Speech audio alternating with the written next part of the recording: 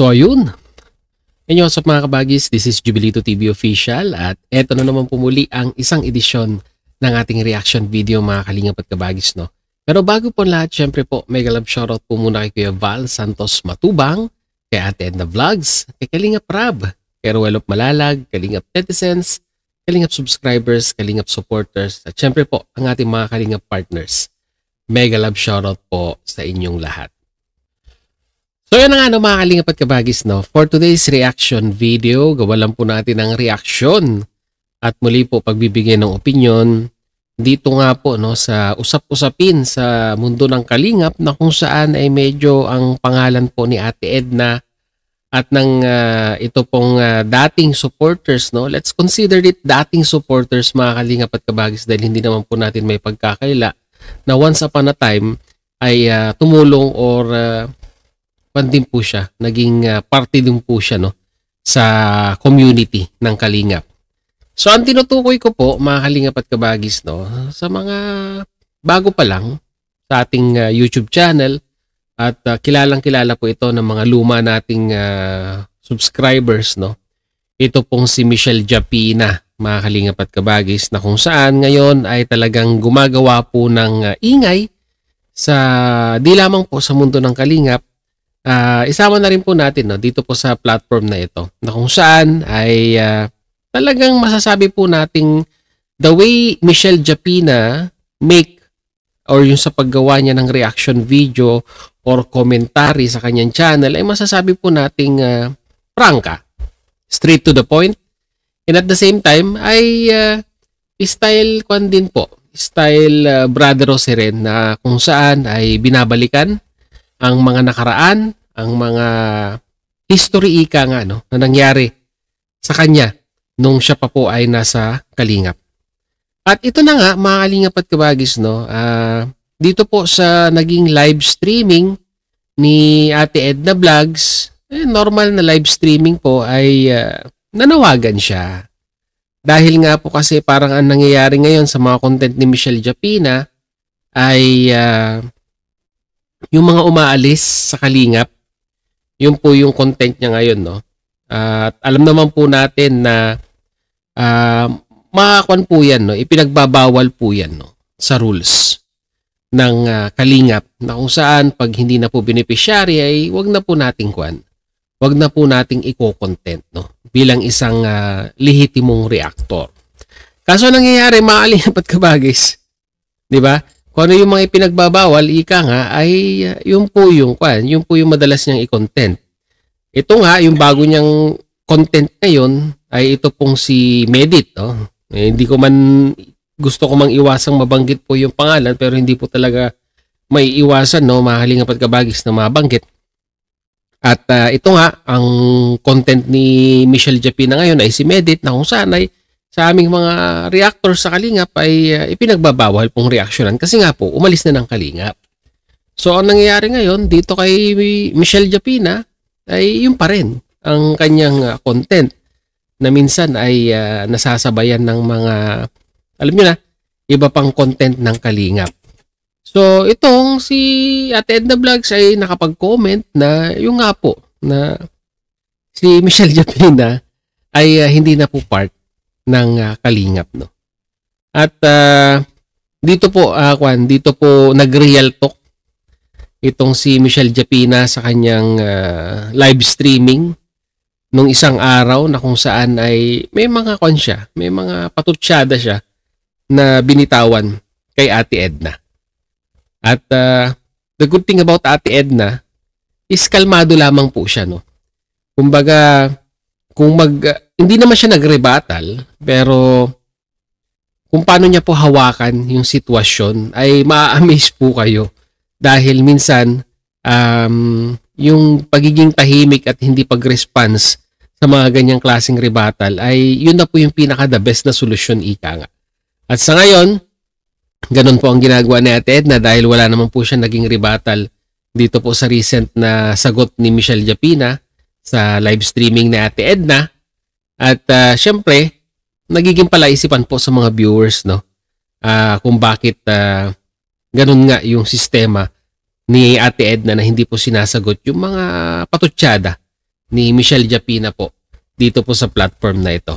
So ito mga kalingap at kabagis, huwag na nating pahabain. Ang dami ko nang sinabi. Panoorin na lamang po natin yung live ni Ate Edna. Ano ba yung mga kadahilanan kung bakit medyo, alam nyo na, talagang na-highlight ni Ate Edna sa kanyang channel. Ito pong si Michelle Japina. So ito po, panoorin po natin. Panoorin natin. Inoorin natin. Okay. Inoorin na. Ito. Out Melba Presto, Daisy Gomez. Oy, 347 na. Shout out guys, magpapaalaala po tayo sa mga legit na kalingap. Ayan. Ito mga kalingap at kabagis, no? Ang panawagan na ito ni Ate Edna ay para po sa mga legit or solid na sumusuporta po sa kalingap. Hindi po to in general, no? Ang panawagan na ito po ay meron po siyang tinatarget na mga individual, mga grupo na kung saan yung pagsuporta po nila sa kalingap ay solid. Hindi po kasali dito yung mga nakikimarites lamang or yung naghahanap ng issue. So katulad namin, kami po ay miyembro ng Karepa, so naka-address po sa amin ito. To be specific, kung ikaw naman po ay solid na sponsor ng kalingap, ay naka-address din po sa inyo itong panawagan na ito. So ganun lang kasimple yun. Hindi po generalize ang panawagan ni Ate Edna, kundi nakatarget po ito sa isang specific na individual na yung pagsuporta po sa kalingap ay hindi lamang po 100%, bagkus 101%. So pagpatuloy po natin. Kung kayo po ay nanonood pa kay Michelle Japina, alisan na po ninyo kasi hindi po yan kalingap si Michelle Japina. O yan ha, mga kalingap at kabagis, dito ng Galaiti yata si Michelle Japina, no, sa sinasabi ni Ate Edna na alisan na si Michelle Japina dahil nga daw po ay hindi po siya miyembro ng kalingap. No? Mga kalingap at kabagis, pagpatuloy natin. Ang kanya pong mga upload ngayon ay mga noon pa naman po yan. Kung kailan yun pong yung mga tinanggal ng kalingap, yung mga kaaway ng kalingap, yun ang kanyang nire-reactionan. Ayan. So kung nakasubscribe pa po kayo sa kanya, wag na po kayong mag-subscribe at wag na po kayong manood ng kanyang mga upload. Dito mga kalingap at kabagis, sinabi ni Michelle Japina na ito nga pong si Ate Edna daw po ay napaka-ungrateful sa kanyang panawagan, no, na mag-unsubscribe. Ito, linawin natin to mga kalingap at kabagis. Itong panawagang ito, once again, ay para po sa mga sumusuporta sa kalingap na nagkaroon po ng confusion regarding po sa pagsusuporta din nila kay Michelle Japina, no. Kasi yung mga iba dyan na hindi po aware na sumusuporta po sa kalingap, ang buong pag-aakala nila na ito pong si Michelle Japina po ay miyembro po, no, ng kalingap, no, na ngayon nga po ay kinaklaro ni Ate Edna Vlogs na ito nga pong si Michelle ay hindi po part ng community ng kalingap. Pero ang ikino-content po niya ay yung mga naging subject po ng kalingap. At kadalasan, ito nga, hindi po natin maiiwasang hindi rin po natin mabanggit, Medit, di ba? Umalis ng kalingap.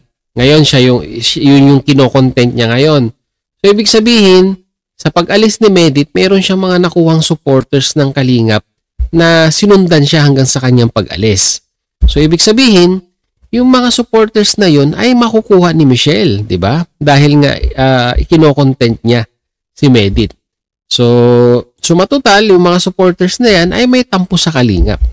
So ibig sabihin, kung ano man or kung sino man yung nanonood sa live or sa anumang video content ni Michelle Japina sa kanyang channel na patungkol sa mga dating subject ng kalingap, ay syempre po, kwan yan, against po yan sa kalingap.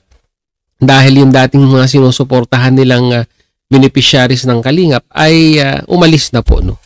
At kung yung sa pag-alis man po yan, ay may valid reasons naman po, mga kalingap at kabagis, kung bakit po sila naalis. 'Di ba? So yun po yung punto ni Ate Edna doon, mga kalingap at kabagis. No? Yan. Simpleng paglaban po sa kalingap ang ginagawa niya. Kung ang style po ay nababas po ang mga beneficiary. Nababas si Joy, nababas si Carla. Kasi pinasok po siya ng mga supporters po niya ay yung mga basher ng kalingap. Kasi ang nangyayari dito, mga kalingap at kabagis, kung bakit po nababash yung mga angel, to be specific, ito pong si Joy na dating partner ni Kalingap na ipinartner ngayon kay Kalingap Dan, na itong si Kalingap Dan ay dati pong partner ni Medit. O, diba? So, ibig sabihin, yung mga galit kay Joy, dahil nga po ngayon ay naka-partner na siya kay Kalingap Dan, ay dyan po magkuhan yan, dyan po magkukumpulan yan sa live ni Michelle pag kinokontent niya itong si Medit, no? Mga kalingap at kabagis, no? At syempre, bashers ka, to be specific ang sasabihin mo, puro negative po. So, yun po yung nakikita ko pong gustong puntuhin ni Ate Edna dito po sa kanyang sinasabi. So, pagpatuloy po natin. Kung kayo po ay nandun, ay mag-unsub na po kayo. Hello kay T777, taga Santa Elena ka po pala. Shout out guys. Oy, 440 na tayo. Palaala guys. So once again, yung pong panawagan ni Ate Edna na mag-unsub ay doon po sa mga solid Kalingap supporters na ang akala po nila na ito pong si Michelle Japina po ay part po ng community ng Kalingap. Kasi nga naman, magkakaroon ng confusion. Kasi, di ba, nagagamit ang pangalan ni Kuya Bal Santos Matubang at ni Kalingap Rab sa kanyang mga topic paminsan-minsan, tapos yung mga beneficiaries ay naitatopic din paminsan-minsan. So ang perspektibo po ng mga viewers ay Kalingap ito, 'di ba? Pero bakit minsan ay may patutsada ika nga. So para po matanggal na po yung confusion na yon, once again yung panawagan ni Ate Edna sa pag-unsubscribe ay meron pong targeted na mga viewers. Yun po yung mga solid, once again, mga solid na mga sumusuporta sa Kalingap, sa Team Kalingap, na ang buong pag-aakala po nila na si Michelle Japina ay part pa po ng community ng Kalingap. Kung kayo po ay nakasubscribe pa kay Michelle Japina at kayo po ay natutuwang manood, huwag na po ninyong panoorin. Alam nyo po ang need. Ayan. Lagi po yan. Kung kailan po yung kaano ng ano natin, yung kung ano yung pinagbabawal natin, yun po ang nire-reactionan niya. Kaya ang nasa baba po niyan, 'di ba? Kung ano yung issue sa Kalingap na ano, yun naman ang kanyang itatapik. Kaya pansinin niyo po, laging mga bashers po, bashers ng Kalingap ang mga nasa baba ng kanyang ano. At wala siyang pakialam kasi nga hindi naman po yan Kalingap. Pinagmamalaki niya na siya ay nabigay kay Kuya Bal. Ewan ko kung ano binibigay niya. Ang pagbibigay po sa community ng Kalingap ay hindi po lisensya, no? Para sabihin natin na tayo po ay sumusuporta sa Kalingap. Yun po yung maling pananaw ng mga sponsor na kesyo nagbigay tayo sa Kalingap ay may karapatan na po tayo na alam nyo na yung mga bagay-bagay na pwede nating gawin or pwede nating kuhan. Ang pagbibigay po ng tulong sa Team Kalingap ay no string attached po, no? Mga Kalingap at kabagis, no? Yun po siguro yung hindi naiintindihan ng mga ibang sponsor na kesyo nakapagbigay na ay feeling entitled na po, no? Na part ng community ng Kalingap. Para sa akin po, mga Kalingap at kabagis, yung pagtulong po natin na ibinibigay sa Kalingap ay wag po nating bigyan ng kulay, di ba? Kasi once na nabigyan po ng kulay yan, dyan po pumapasok ang issue. Kung tayo po ay tutulong, ay syempre po, yung pagtulong ay dapat bukal sa kalooban at hindi po hinahaluan ng ibang agenda. Diba? Tulad yan, sabi ni Ate Edna, nakakapagbigay daw po itong si Michelle, ay hindi naman po lisensya yun para sabihin natin maging entitled po tayo dito po sa mundo ng Kalingap. Once again, ang pagbibigay po ay mga Kalingap at kabagis. Ang pagbibigay o pagbibigay ng tulong sa Kalingap ay ang masasabi po natin dyan ay no string attached po, no? Mga kalingap at kabagis. Glow, Mabag. Ayan. Ang alam ko po, kasi content siya ng content ng Kalingap, meron si Kuya Bal, sinasabihan na aba, mahiya naman kayo, magbigay kayo. Ganyan. Pero hindi po yun passes para, hindi po yun, anong tawag dun? Hindi yun rason para mabas ang Kalingap dyan sa inyong mga live. At saka para sabihin na ikaw ay Kalingap o ano ka man. Ang legit pong Kalingap member ay yung supporter, ay yung nag-fill up ng atin pong form, link, at inaprubahan po natin. Ayan. At sumusunod sa sa tuntunin po ng Kalingap. Glow Mabag. Ayan. Yan po si MJ. Hindi naman po yan actually talaga Kalingap. Matagal na po. Matagal na hindi po yan Kalingap. Hindi yan Kalingap partner. Glow Mabag. Hello, Ate Edna. So yun ang mga kalingap at kabagis, napakalinaw naman po ng sinabi ni Ate Ed. Paulit-ulit. Kahit ako po, paulit-ulit din sa sinasabi ko. Michelle Japina is not part of the community of Kalingap. At kagaya na sinabi ni Ate Edna, yung pong link na ibinibigay po sa mga gusto pong maging miyembro ng community ng Kalingap, ay meron pong ibinibigay na link yan. Magpipill up po kayo, yung buong pangalan, detalye, channel kung meron, at kung ano po yung gusto ninyong parte na salihan sa community po ng Kalingap. Kung sponsors or reactor, pinipilapan po yan at prior for approval po yan pag sinubmit po natin yung link na yan dito po kila Ate Edna. So sila Ate Edna na po yung sumasala ngayon, no? Mga kalingap at kabagis, hindi na po katulad dati na gusto kong sumali sa Kalingap, magpapadala ako kay Kuya Bal. O, di ba? Once na nakapagpadala ako kay Kuya Bal, feeling entitled na ako. Ganun po dati. Ngayon po iba na. May salaang proseso na pong ginagawa ang Team Kalingap, no? Sa mga gusto pong sumali at gusto pong magpamiyembro dito po sa aming community, no? Sinasala po 'yan ng maigi. At subject for prior to approval nga po kung tatanggapin o hindi ang inyong aplikasyon. So, yun mga kalingap at kabagis, no? Sana maging malinaw po, no, sa ating lahat na ang panawagan pong ito ni Ate Edna regarding sa pag-aansab kay Michelle Japina ay nakatarget po, no, sa community po ng Kalingap. At may mga nagsasabi na bakit pinapakialaman ni Ate Edna yung desisyon ng mga viewers na mag-subscribe kay Michelle Japina. May sarili naman daw po silang pag-iisip at sariling desisyon nila kung isusubscribe po nila yon. Well, mga kalingap at kabagis, kagaya na sinabi ko kanina, ang panawagang pong iyon ay nakatarget lamang po, no, sa 101% na solidong sumusuporta po sa Kalingap, na ang buong pag-aakala po nila na ito pong si Michelle Japina ay part po ng community ng Kalingap. So yun, malinaw po mga kalingap at kabagis, no? Mag-comment po kayo sa ating comment section kung ano lang po inyong masasabi, opinion, reaction dito nga po sa panawagan ni Ate Edna, no, na i-unsub ito pong si Michelle Japina.